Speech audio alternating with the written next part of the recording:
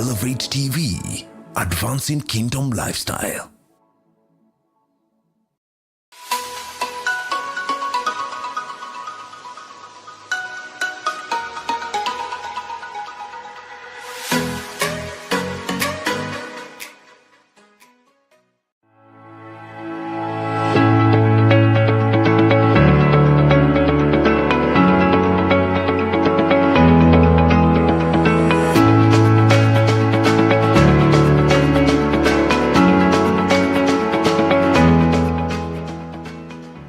Depending on where you're tuned in from, this is the Thursday Morning Digest, and as always, we come to you live from our Elevate TV studios right at the heart of the city of Nairobi. Sorry we've started a little late today, but we trust that you'll be able to catch up because we have a lot in store for you as we discuss women in governance. What do we need to do to have more women participating in governance of the nation? What do we need to do to support those that are already there? And how do we nurture the next generation of leaders who are female, okay? So that's the discussion that we're going to have today. We're going to look at some of the current affairs, what is happening to women, you know, in the governance space, and what can we do to support them. So as always, we are live on YouTube, we are live on Facebook, and of course on free to air. So please share the links to your social media platforms. Let's engage, let's discuss. If you have any comments, share them with us so that we are able to have fruitful and engaging discussion. So to take us through this discussion, I have an amazing guest, a lady I have known, a friend very close to me, trailblazer in her own way, making waves and, you know, just serving the nation in various capacities. So I want to welcome you, Esther. Thank you so much for joining us today. Please introduce yourself to our viewers. Good morning, viewers of Elevate TV. It's always a pleasure to be here. And thank you, Laureen, for having me. Thank you to Elevate TV as well. My name is Esther Muchiri. I'm an advocate of the High Court of Kenya. And as she said, I serve in different capacities. Yes. But then the most important of them all that I always love to say is that I'm a child of God. Over and above that, I'm a governance and justice enthusiast. I am the founder of Esther Muchiri and Company Advocates. It's a law firm where our focus is ensuring and enhancing justice across the world.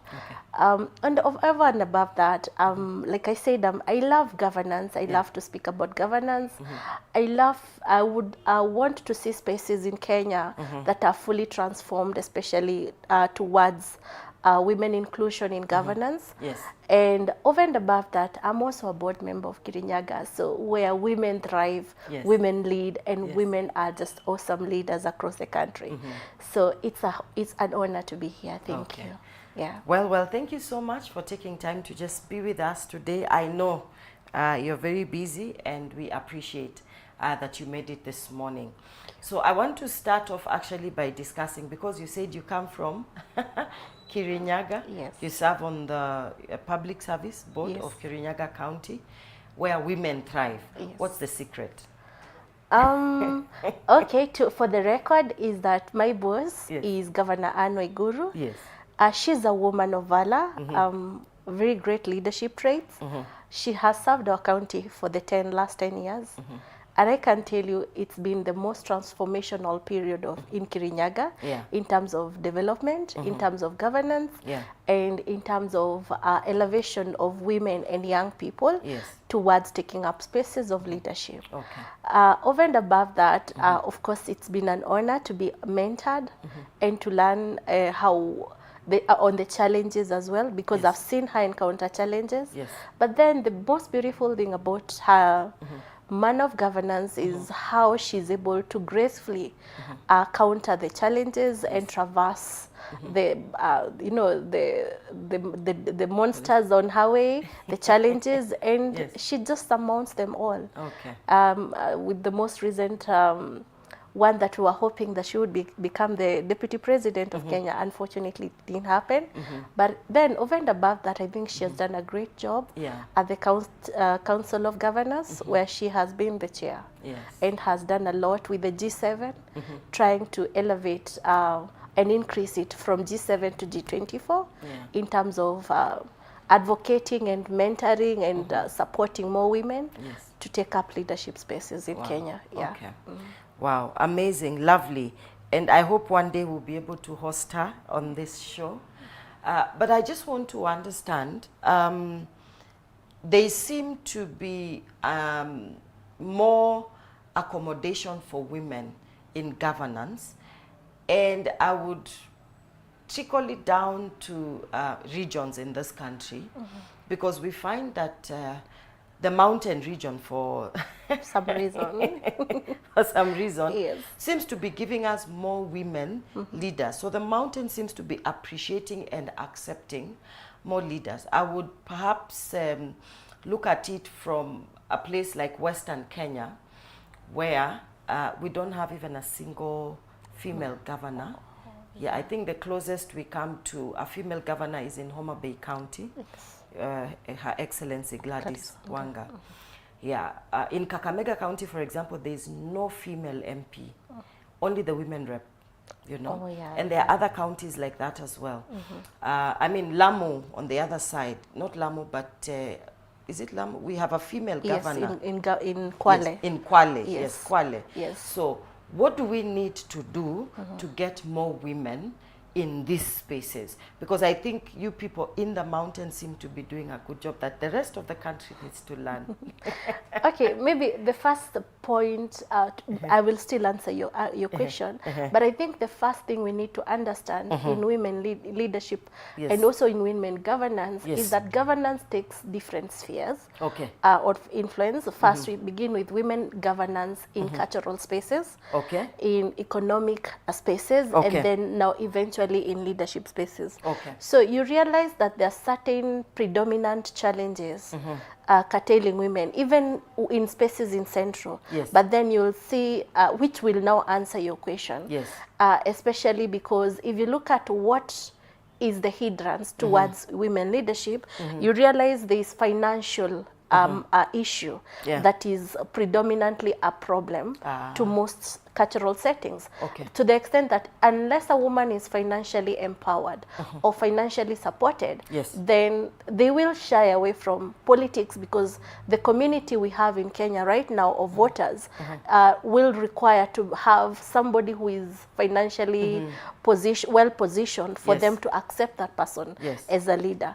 Sometimes we've had women leaders who are really well endowed with leadership skills and capable of transforming our communities, but for the reason that they do not have the financial muscle, then they are left, and people tend to elect more women who are well endowed financially. Of course, we have cultural biases, where now we have communities that are male-dominated, communities that do not believe in women leadership, communities that believe that women's spaces are in the kitchen with the children and in the farming, and not to be seen out there doing much to do with leadership, management, and over and above that, being seen generally, taking up roles of power. So there is also that. Then, of course, another thing that is a key problem is education.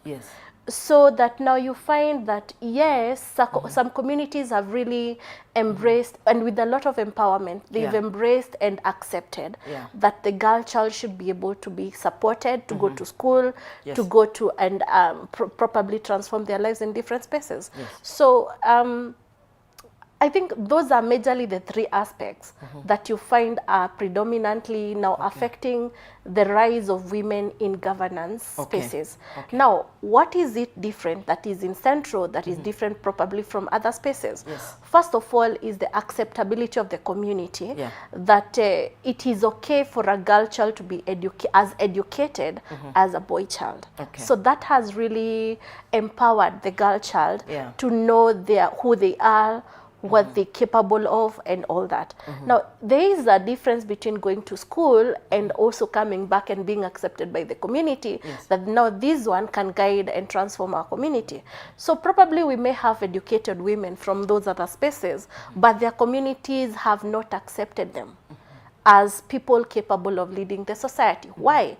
Cultural biases, probably religious beliefs, probably also because they have a belief, you know, the societies with lots and lots of male chauvinism, where they do not believe that a woman should rise above the men.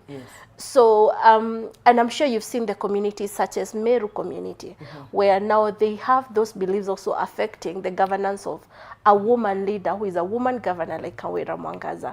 So now it's better that they elected a woman. Unfortunately, in some spaces, they will not give you that a chance at all, you see. So, and that is, I think that is what now accounts for the difference. As well as now in Central, there has been a lot of empowerment programs. That have seen women rise, especially partnerships between individual upcoming leaders, women leaders with non-governmental bodies, and a lot of conversations from existing women leaders. You see, like now I mentioned my governor, you can see and can tell that she's doing a lot on the grassroots to make sure that the place of a woman is elevated to a level where she's able to support her family, and she's also now able to support her children. And then now that creates a very educated and well empowered family and future children and future generations of children that are capable of financing their own lives. So because of that continuous empowerment, those that are there hold hands to others. You can tell also with other communities, like when you come to Kiambu, we have Gathoni wa Moshomba. I've seen her supporting women, young girls, who, like for example, currently we have the president of Catholic University, who is a mentee of Gathoni wa Moshomba, who happens to be a female.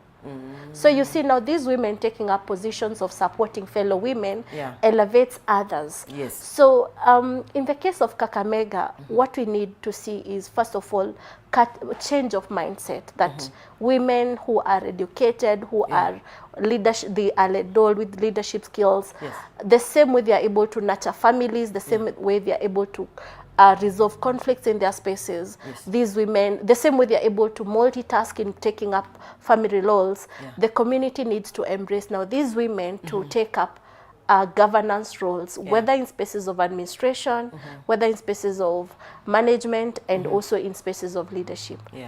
Okay. There's something that he said about Central Kenya, which is historically, when the Mau Mau, because they were predominantly from Central, when they would go into the forests to go prepare to fight and all, the women were left at home, nurturing and taking care of children. I also understand that culturally, among especially the Agikuyu, it's the women who go with the children, you know?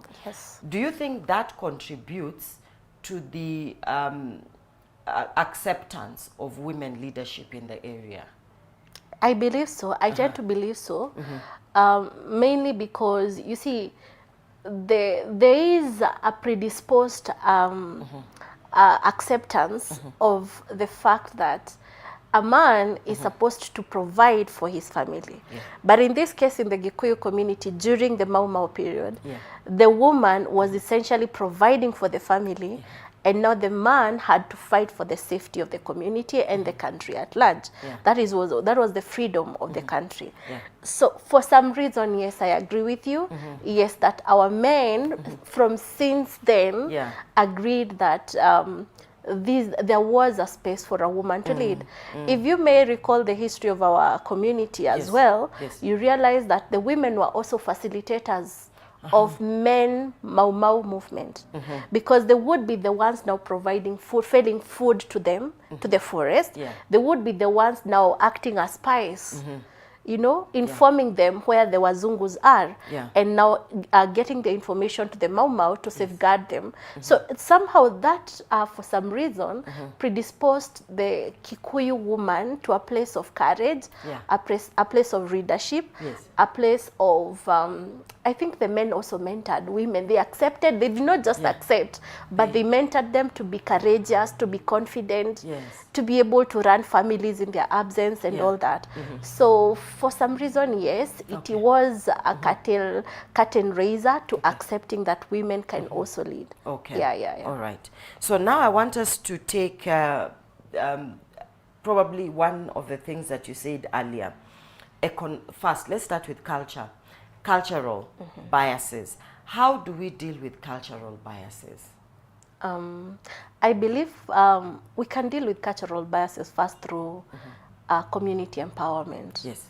The government and both the government and the non-governmental bodies have a stake to play here in eliminating some of these, I call them backward negative mentality in some of our communities that have placed women at a place of disadvantage in governance. Yes. Remember, governance does not just mean that you're a political, in the political spaces only, no. Governance begins at home. If you look at how a woman is empowered, a woman is capable of multitasking. She's tending to the family, children, cooking food, you know, cleaning the house. That should tell you that this is a superhuman. And over and above that, she's still disciplining, bringing up these children to be well-mannered and all that. But then if you go beyond that, a woman is resilient in African community and specifically in our Kenyan setting.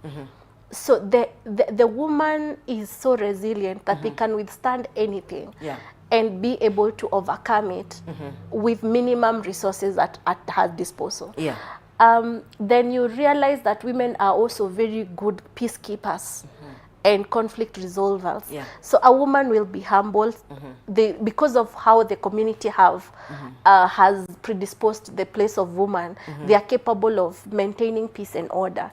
Then of course accountability, where there is a woman planning and you know, overseeing things, you will see the difference. Why do I say that? If you look at the performance of women governors in Kenya, women CSs, women PSs versus now their counterparts who are males, you realize the spaces where women are doing exemplary well as compared to spaces where men are.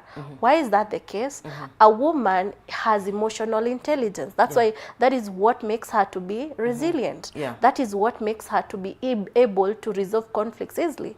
So to that extent then, that tells you that if given a chance, if you eliminate these stereotypes in communities about the place of a woman, then a woman is able to become the best chief that can resolve conflicts in the community and provide leadership at that level. That's a very local level.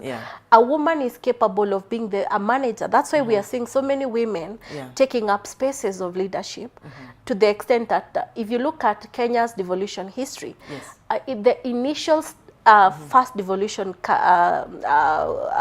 county governments, we had 0 women governors. Look at the performance of those governors that time. Then there came the rise of 3 women, 3 senators to take up leadership spaces. Then look at the performance, the transformation from the first to now the second tenure. Then look at the next, where now we have 7 women governors, multiple nominated women, and multiple elected women MPs and senators. I mean, you can see the transformational leadership and the development that these women, the scorecard speaks for itself. If you look at the most recent, they're called what? You know, some of these the polls that are usually taken about development, about leadership in our communities. The best performing leaders were majorly women as opposed to men. What does that tell you? If communities were to eliminate the stereotyping, if community were to eliminate the cultural issues surrounding the bias on women in education, women in management, women in leadership, then I think this would transform our country. We'll not be talking about inflation. We'll not be talking about poverty index Yeah. being abnormally low or high, you know, would not be talking about the decreasing number of middle class to Yeah. poverty levels. Yeah. We'd be talking about the ascending levels of middle class Yeah. to the higher hierarchy of the caste system. Yeah. So I believe we need to eliminate these stereotypes, and also there's a place that women need, there's a role women need to play in this one. Yes. Arising and believing in their abilities. The fact that you've gone to school, the fact that you've been offered an opportunity to go to school in your community should predispose yourself or expose you to a position of courage and confidence to take up leadership roles and being able to principally transform your community even with minimum resources. Yeah. Okay. Wow, women, we are being told we need to ensure that we believe in ourselves and then also participate, you know, in the elimination of these stereotypes that society has placed around us. I think very amazing discussion we are having this morning. I think for me then we can look at now economically, what can we do to economically empower? I know that's a wide topic, but just at the top of your head, what can we do to help our women so that they can be economically empowered? Yeah, so we have the people in the urban centers, and then we have people in the villages. Yeah. Yes. I know this is a very, it can be quite controversial based on the expectation of various women in different communities. But I believe that being transformational as a woman to take up leadership spaces requires you to be very well a fast thinker first, be a fast thinker. Okay. Have strategy, what do you want, how do you want it, where do you want to go, how do you want to go, you know. Yes. Also understanding your community, what are the needs of the community that you can take advantage of to offer solutions. Because of course, when you offer solutions, then from an economic perspective, it offers you business opportunities. You know, you take up those, you know, the challenging spaces where if you feel that your community does not have enough teachers and you are a trained teacher, you don't need to wait for yourself to be employed as a teacher. You can offer solution by probably you can even come up with a program where you're offering solutions to your local community through coaching, through training. You're taking people's children and asking them for little money, train their children. Before you know it, you're called Mwalim in your community. You know, I think the other thing is not being choosing a society. We do not, we are, and that is one thing that is a plus for women. When a woman wants something, they will go out of their way to provide that something. So the same way they are resilient and are capable of having ideas and having those ideas materialize. I'm sure that with the correct and maybe reaching out for help, also reaching out to financial organizations for sponsorships. Of course, these I have seen communities working in groups and coming up with proposals, making recommendations to the county governments to sponsor certain women groups. I've also seen there's a lot of funding that is going on, that is going back to the communities coming from the World Bank and other non-governmental bodies. So there's a lot of funding that is intended to eliminate poverty index in our communities. So for me, now that is in the mashinani, I believe that women should be able to come together. The togetherness of women is it's a game changer. Especially in empowering women at local communities. Why do I say that? I've seen women, let me speak for Kirinyaga, I've seen women coming together through the Department of Gender, through the Department of Agriculture, through the Department of Environment, to form groups, and then they are provided with trees. Then if it's about an environmental challenge, there are trainings and there is capacity building programs, and then they are empowered to learn how to make financial sense through the projects that are being created. In the Department of Agriculture, I've seen people being Agriculture Wezesha program, where these are programs that are intended to transform the lives of women in the local community. Now, I've seen donor-funded projects coming to the local levels, either in the urban setting, that is the municipal and cities and urban areas, where now these projects are intended to financially empower groups that if you're into rice business, if you're into coffee farming businesses, if you're into, let's say in town here, we have women who are maybe importers. I've seen the Chamber of Commerce, the government itself, through the different funds, Women Fund, Youth Fund, and all that, coming up to fund these groups. So the idea is women should come together, where you're challenged individually, because of course there are those that are well enabled to financially take up the challenge of establishing entities and SMEs and all that, and having them run. But then over and above that, we have women groups that are really benefiting from financial funding. And it is from these women groups that you create social circles that will identify your leadership abilities, that will actually go ahead and support your leadership abilities now to lead them over and above to levels of MCA, MPs, women rep, and all that. Well, ladies, I hope you are following this discussion. In short, what our guest is saying, it's in our hands. There's so much we can do, but we need a strategy. We need to know what we are going after, how we need to go about it, and start where we are. I think that's what you're saying. That if you have a skill, utilize it. Utilize it in the community, and it will make a way for you. If you have training in a certain area and there's a gap, go ahead, create an opportunity or a program in the community. So I think that's a message that women need to hear more and more, because I think, and I'm one of the people who feel that this 2/3 gender rule is good because it balances both. Right now it is favoring women because they're the ones who are least present in governance. However, I think like this position of women rep, for example, it's a position we are given. And I don't know, we'll need to discuss about what you think about it. Should it be retained? For how long? Because I hear their proposals. We keep it only for 10 years and then we do away with it, because women are also rising. And, you know, so discussions around that. But I know we need to take a break in a short while.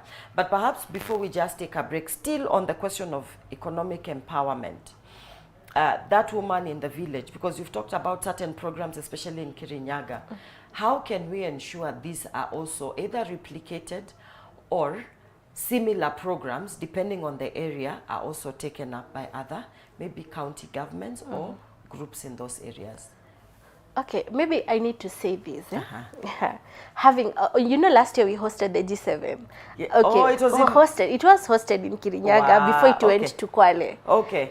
And one of the things I noticed from the women governors is that they have some level of sisterhood. And they have some level of they act like a support system for one another. And I realized that one of the things I noted is that when they came to Kirinyaga, the women governors moved together to inspect projects within Kirinyaga. And then funnily enough, when I went into my own research, I was able to establish that every time a county that has a woman governor is hosting the G7, they would go around inspecting the projects that have taken place in that county government. Then I also noticed that now they are replicating those projects within in those county governments. So you see, the women are assisting the sisterhood. Now that's what I call sisterhood. They are assisting one another to empower their communities through copy pasting. I don't want to call it copy pasting. It doesn't sound good, but it's good for the community, because you see, this is empowerment of communities. So if there is a hospital, like now Kirugoya level 5 hospital, it's a very modern level 5 hospital in Kirinyaga. You find now Machakos, Homa Bay, you know. Recently, Gladys Wanga was declared one of the most, one of the upcoming women governors, having managed, besides now Governor Iguru, of course, was the top. Yes. But then over and above that, if you look at Homa Bay, it's equally doing well. Okay. You look at Machakos, you look at Kwale. Okay. So I realized they also have he for she governors. Okay, before we get that, this is getting very, very interesting, Yes. but we need to take a break. So don't touch that dial, we'll be right back. Let's talk about he for she. Okay, or she for he. Okay, that one. When we Yes. come back. Thank you.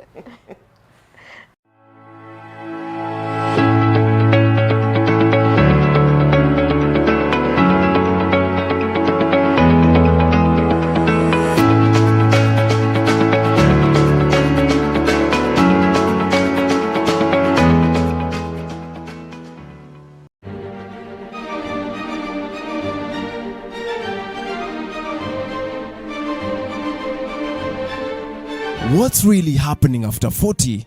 It's a time of new possibilities, not just menopause and andropause. It's about embracing the journey with chronic health conditions, maintaining a healthy weight, strengthening mental wellness, and honoring our evolving bodies. It's about redefining relationships, improving sleep, and finding balance in financial matters. No more myths, no more silence, just expert insights and inspiring real-life stories.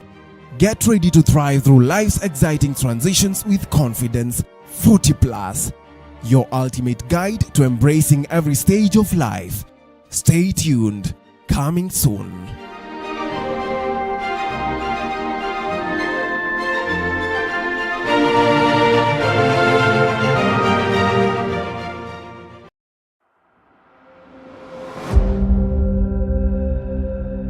Welcome to our evening services at Life Church International from 5:30 p.m. to 7:30 p.m. Tuesday prayer service. Let's pray for the nations. Don't just pray for Kenya. Let's adopt a nation. Join us for a powerful evening of prayer and intercession. Let's seek God together and unlock heaven's blessings. Wednesday miracle service. Recharge your week, recharge your faith and spirit. Don't miss the word and uplifting worship to keep you going strong through the week. The more you become fruitful, the more you should increase in the knowledge of God. Thursday gathering of champions, the highlight of the week. Come and experience a night of empowerment with Pastor T. Mwangi.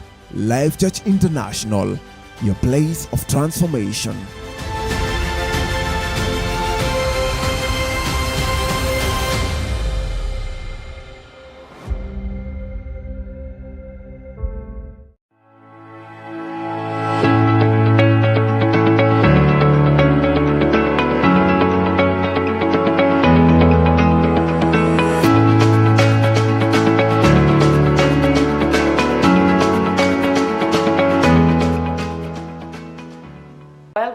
Back, we were having a very, very animated discussion here when we were talking about supporting women in leadership.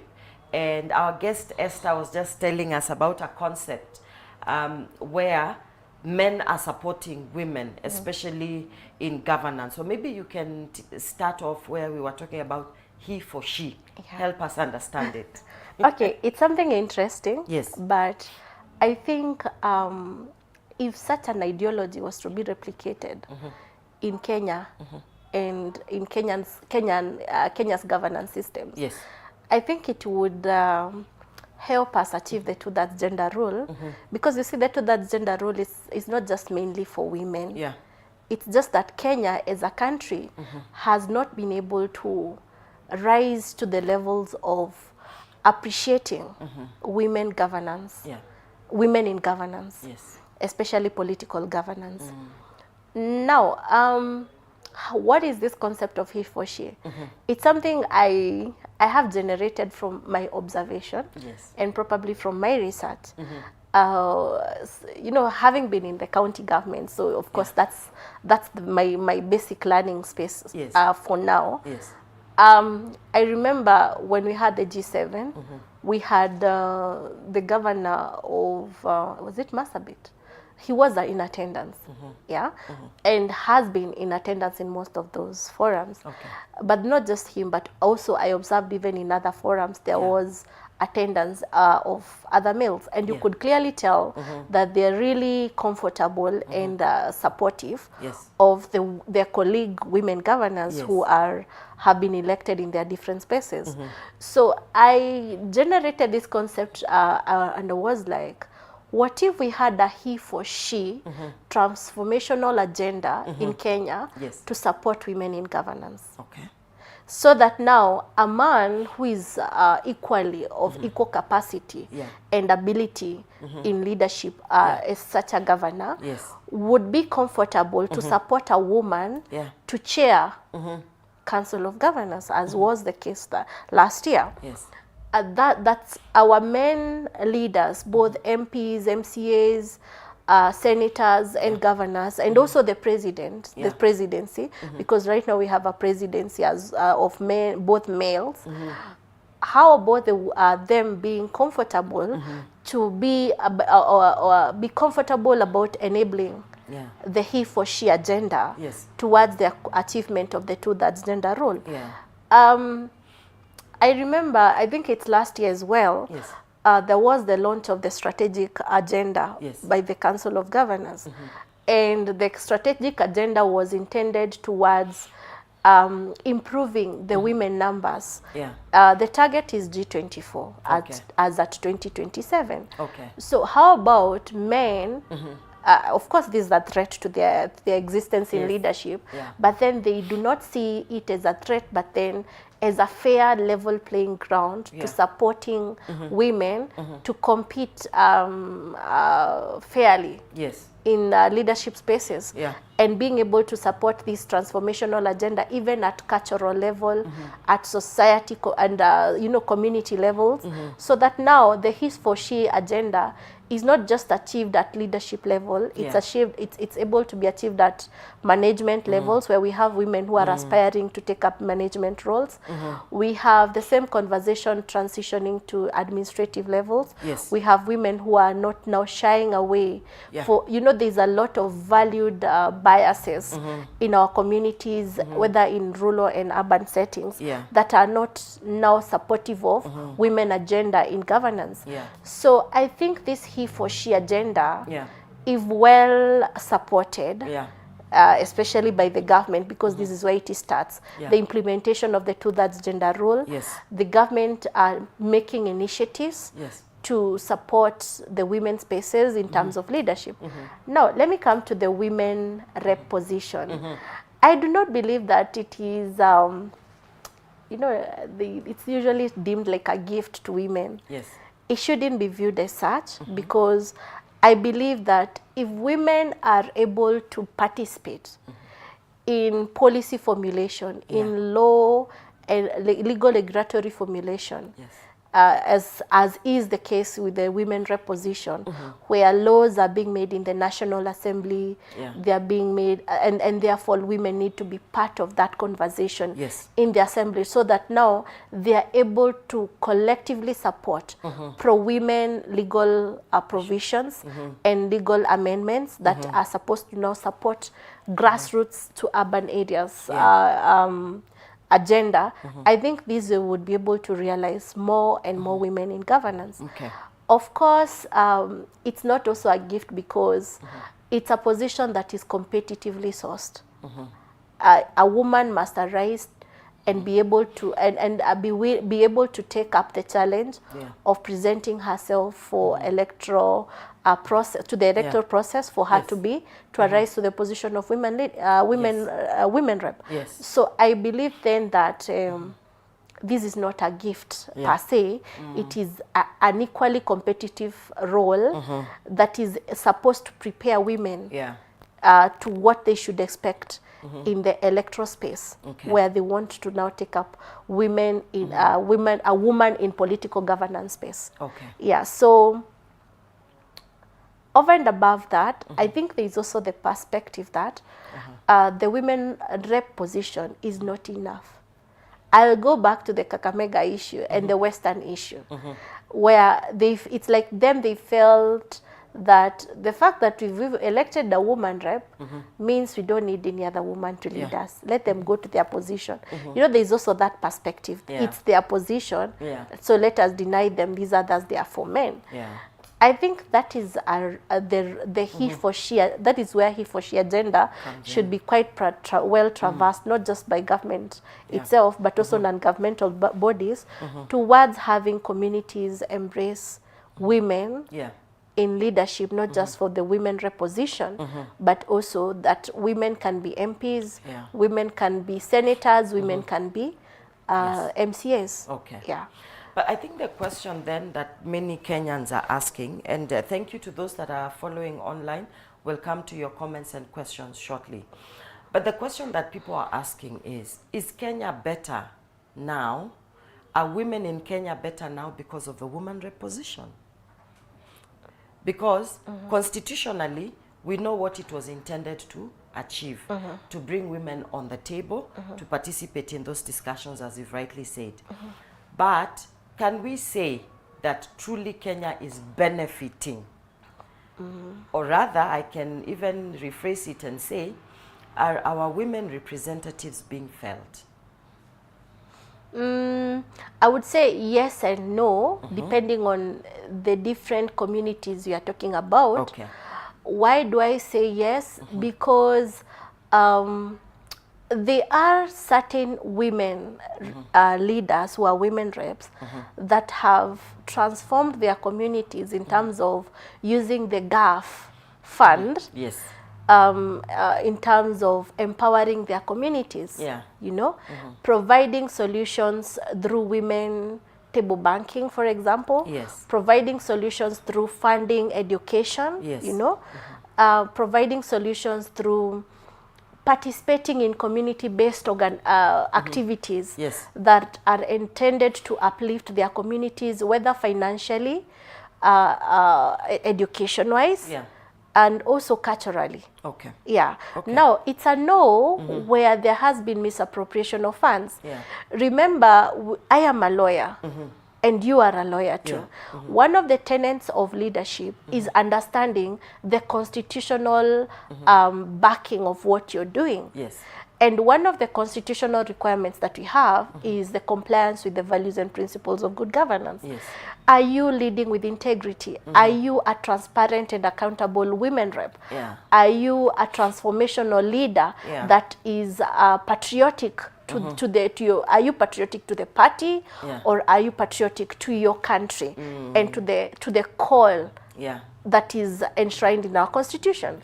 Then of course we have issues of integrity, no, issues of leadership.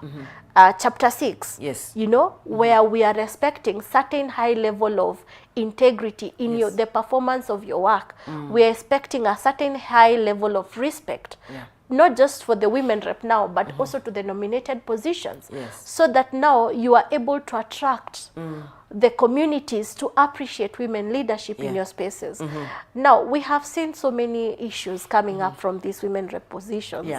I mean, of course, you know some of those stories. I don't want to mention them here for avoidance of bias, but definitely that we know them. We know what they've done, and we know those that do not deserve to be given another chance. Now, what does that make of women in governance?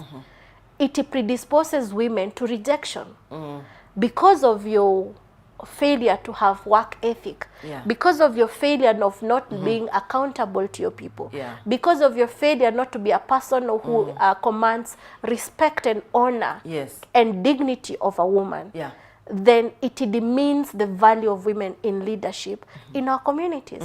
So to answer that person, I would say it's a yes and no, depending on the evaluation of the leader that we are talking about, and from different county governments, because they are elected to represent counties. Yes. All right, thank you.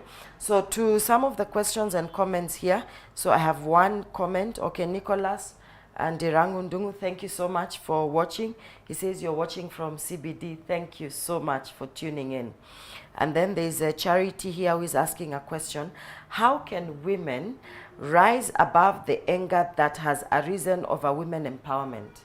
especially from people who feel threatened by powerful women to the extent of being branded as toxic feminists. So we find the women who are rising, either fighting for women's rights or leadership and governance, are now being considered toxic feminists. Yes. How do we deal with that?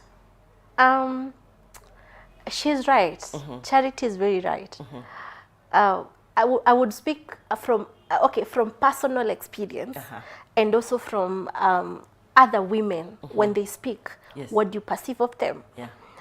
I said Kirinyaga has some very powerful women. Yes. Senior Counsel Mother Karua is one of them. Yes. And of course, we all know Mother Karua. Yes. Of course, we go to the likes of Charity Ngiru from Ukambani. Yeah. We go to the late Dr. Joyce Laboso, you know, and now the current ones that we have. Yes. And one of the things you realize is that when a woman is outspoken, she's deemed aggressive. When a woman speaks her mind, now comparing to a man, she's deemed over and how do I overindulging. Yes. You know, when a woman speaks her mind to a level where now this woman believes, you reasonably believe that this is the right thing that should be done, and therefore you're offering leadership as a woman, you are made to think or to believe that you're supposed to be quiet because men should be the ones to speak about that. So Charity is right. Now, there is also the part about feminism. It's a predominant aspect of most women lawyers. You know, we are deemed to be feminist simply because you're speaking your mind. You're speaking what you truly believe in. But then when a man does the same, what do you call of that? Is it masculinity? Should you call it negative masculinity? You know? So why do people want to brand feminism as a bad aspect? Probably to maybe to affirm issues to their advantage. So for me, I would say, as a woman and a woman leader, it is good to remain woman. Do not want to become or to sound or to behave like a man. Be as feminine as possible and thrive in your femininity, in your softness, in your voice, in your body, in your everything. But then over and above that, I think the firm confidence and courage to believe in your abilities to the extent that this toxicity, that so-called branded toxic masculinity, toxic feminism does not get into your head to impede on your leadership.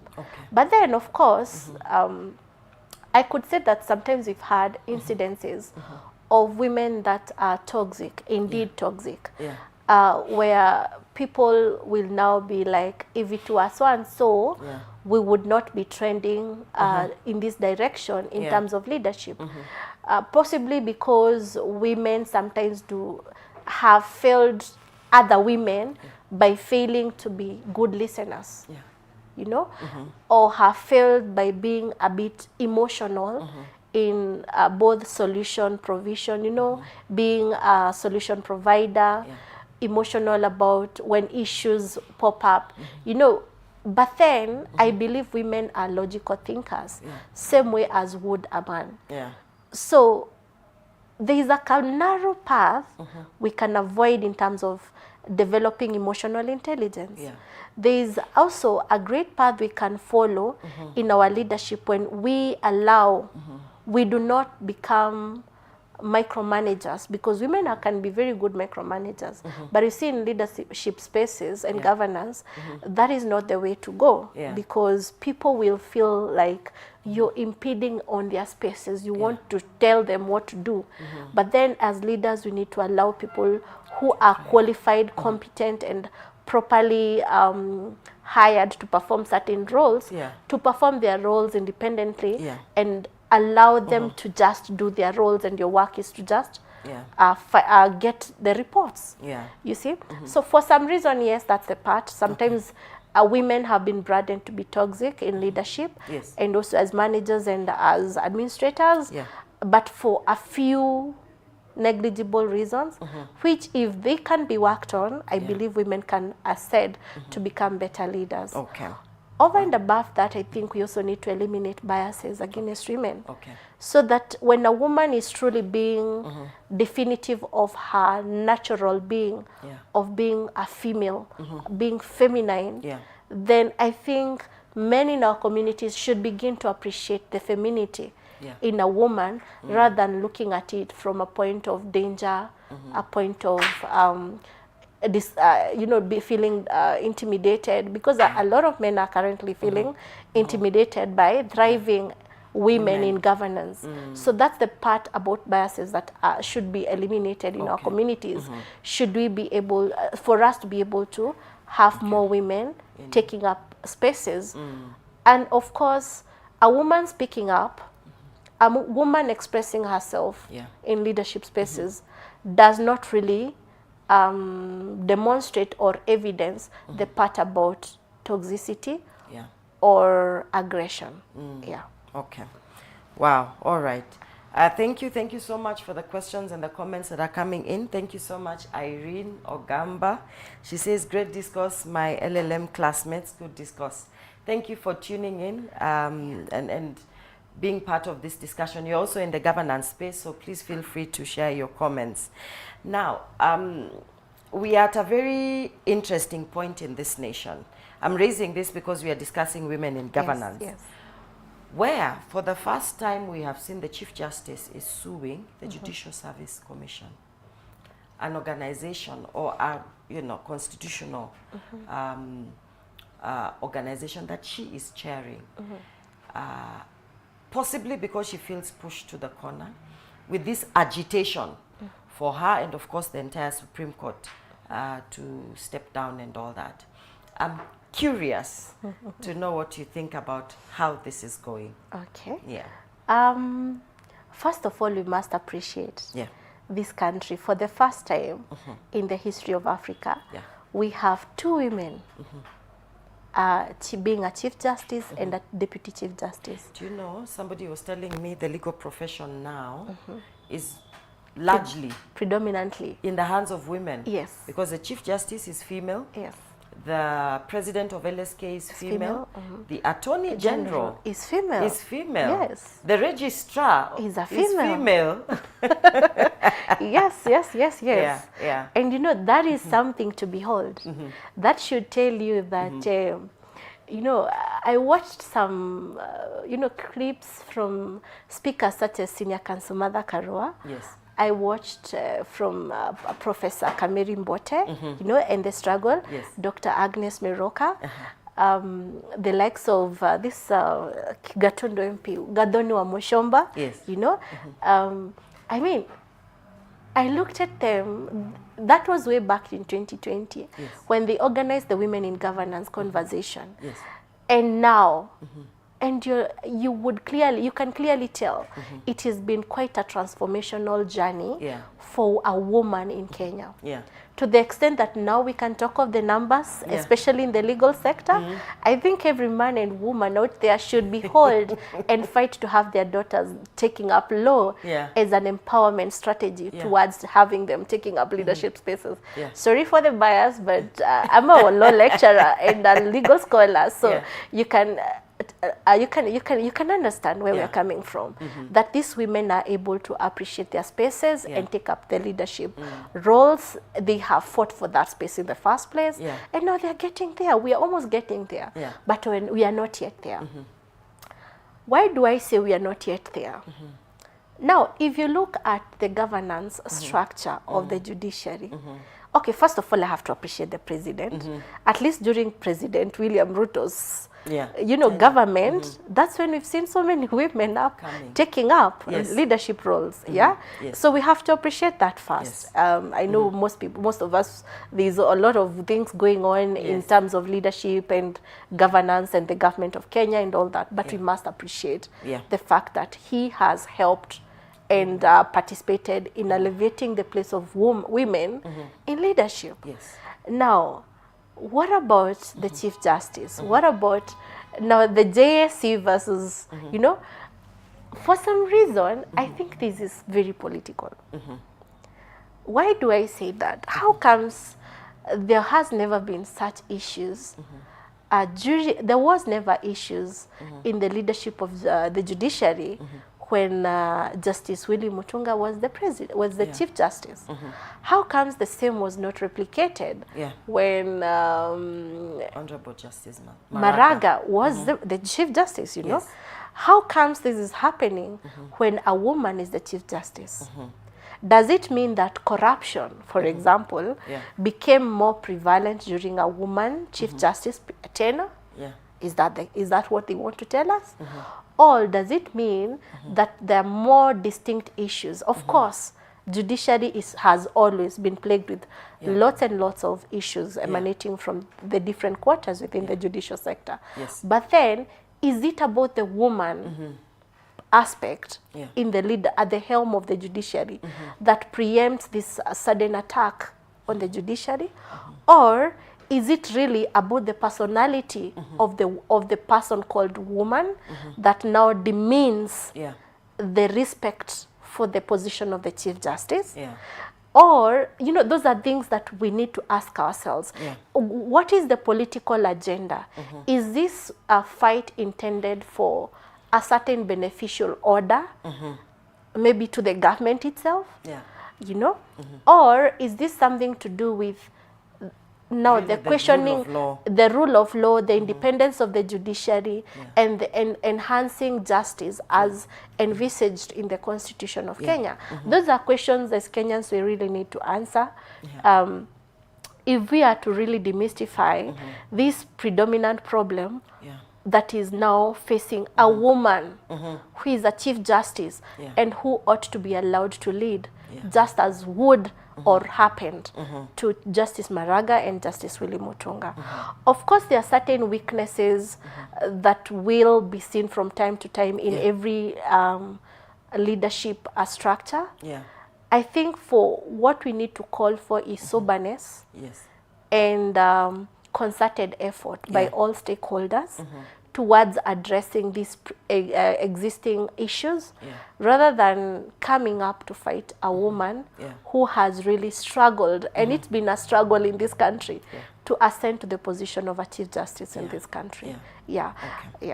All right. So I think it's very interesting also, because there are a lot of narratives that are going on, you know, concerns around the Supreme Court and its mandate, because I think its major mandate under the Constitution, other than appeals, which again, it doesn't hear all appeals, because it only hears those that are either on constitutional issues or leave must be granted, you know, for appeals to get to the Supreme Court. So by and large, the original jurisdiction they have is on presidential election and the issues around it. Do you think this is where we are headed? Do I think this is where we are headed? I think no. It has very little to do with the jurisdiction of the Supreme Court. I believe it has everything to do with an attack on a woman in administrative and managerial governance. Why do I say that? Is this the first time we're having the Supreme Court? You see? Is this the first time we are contending with issues of the jurisdiction of the Supreme Court? No. We've had several presidential election petitions before the court. We've had several and different matters that have been adjudicated by the Supreme Court of Kenya. Is it, you know, we also look at the legal tenets of the constitutional mandate on the JSC versus the Supreme Court. You see, the independence of these institutions must be safeguarded. But then when political interference is in play, then it exposes these institutions to political wars, and that is not supposed to be the case. So in these governance spaces, what we need to do is to respect the rule of law, conform to the rule of law, and to guard jealously the independence of these institutions. Okay. Why do I say that? The judicial system, and especially the judiciary, is and has always been the last resort at the point of confusion in this country. Yeah. Now, if we expose the judiciary to the confusion itself, what happens to the state of governance in Kenya? Wow. We expose the country to a state of anarchy. We expose the country to a state of lawlessness. Yes. You know? Of course, you remember during our classes at LLM, we talked about the different jurisprudential aspects Yes. that relate to the state of anarchy. What Yes. happens Yeah. in a normal libertarian or in a normal Kelsenian or positivist environment? Yeah. Revolutions take place. Yes. So do we want a revolution within the judiciary? At the existence of a grand norm that is called the Constitution, in terms of now interference with the constitutional order that has been set apart by the Constitution? I don't believe that is the direction the country wants to take. Wow. Yeah. Wow. Viewers, we have exhausted our time. In fact, the producer is probably looking at me badly. But we have come to the end of our program today. This has been a fantastic discussion. Thank you so much, Esther. We are doing this again. Thank you. Every last Thursday of the month. Please mark that. Every last Thursday of the month, we look at current affairs, we look at governance, and particularly in light of women, because this is a women's show. So please mark it in your diary, in your calendars. Every last Thursday of the month, we talk about governance, current affairs, politics, but from the female lens in this country. So Esther, for 30 seconds, please give us your parting shot, and then we'll call it a day. Thank you. Yeah. It is time. We are heading towards the 2027 elections. And we need more women leaders in this country. Over and above that, we have women who are capable, who are educated, who are professionally, have professional abilities to take up governance in different spheres of influence. We said cultural, we talked about political, economic transformations of this country will require that the next half of the population, which is women, is factored in the decision-making table. So women, go out there, take up your leadership spaces. Do not shy away from speaking your mind and offering leadership in this country. Thank you. Well, viewers, until next time, thank you. I've been your host, Laureen Magotsi. My guest has been Esther Muchiri. Let's do this again. Thursday Morning Digest will be back next Thursday. We'll be looking at personal development, but every last Thursday of the month, we look at governance and current affairs. Thank you. God bless you.